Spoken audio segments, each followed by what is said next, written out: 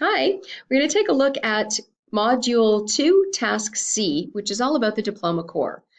The Diploma Core has three elements: Theory of Knowledge, Extended Essay, and CAS, the Creativity, Activity, and Service program, which is really the experiential portion of the diploma.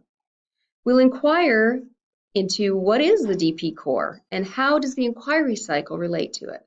Remember, the inquiry cycle, we're trying to follow it in this course, is inquiry, action, and reflection.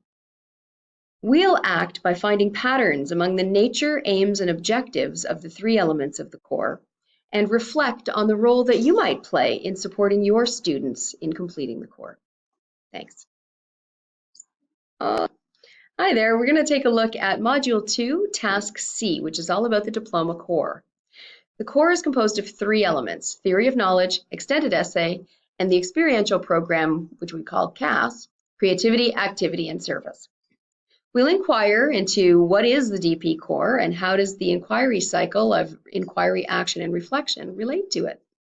We'll take action by looking for patterns among the nature, aims, and objectives of these three elements and reflect on the role that you might play in supporting your students with the core. Thanks.